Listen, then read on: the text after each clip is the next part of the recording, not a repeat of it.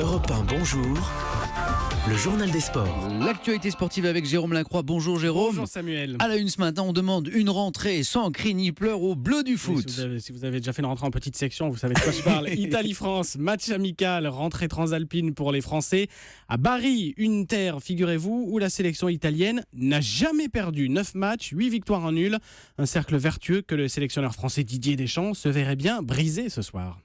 J'avais entendu parler de notre lieu où devrait avoir lieu ce match-là. Ils sont venus à Bari. Peut-être que c'est le côté porta fortuna, comme ils disent, qui les ont poussés à venir ici. Mais bon, on va faire en sorte de pouvoir changer l'histoire. Des propos recueillis par Rémi Bossaron pour Europe 1, Italie-France, coup d'envoi 21h. C'est un tour de chauffe pour ces Bleus qui se déplaceront mardi prochain en Biélorussie pour le lever de rideau de la campagne de qualification pour le Mondial 2018. Ces Biélorusses qui, au passage, ont gagné hier soir 1-0 en Norvège en amical. Jérôme, on fait le point maintenant sur l'une des actualités de la nuit. Le marché des transferts, ça s'est arrêté à minuit, je crois. Exactement, et plein feu ce matin sur Nice, dont le nouvel attaquant s'appelle bien Mario Balotelli, italien, 26 ans, un tempérament volcanique qui tentera de se relancer sur la Côte d'Azur après 2 saisons en demi-teinte. Un bleu change de club, Moussa Sissoko passe de Newcastle à Tottenham, et puis le départ de David Luiz, le défenseur brésilien, quitte le PSG pour retourner à Chelsea. Et on passe au mot sport du jour. Paralympique, la grande majorité des sportifs français s'envolent aujourd'hui pour le Brésil, théâtre des Jeux paralympiques à partir du 7 septembre. Leur force de caractère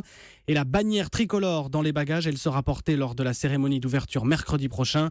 Par le tennisman Mikael Jeremias, il frissonne d'avance à l'idée de remplir sa mission de porte-drapeau. J'ai hâte de vivre ce moment vraiment particulier avec les 125 athlètes qui composent la délégation, donc 126 avec moi, et de vivre ce moment extraordinaire d'entrer dans le stade Maracana avec 80 000 personnes qui vont être là pour nous et montrer au monde ce dont on est capable. Mikael Jeremias au micro Europe 1 d'Émilie Bonneau. À propos de ces Jeux, cette initiative pour le moins singulière de la Russie, dont les sportifs ont tous été exclus des Paralympiques, vous savez, à cause des affaires de soupçons de dopage d'État, eh bien ces Russes ont décidé d'organiser leur propre compétition réservée à leurs sportifs en e-sport.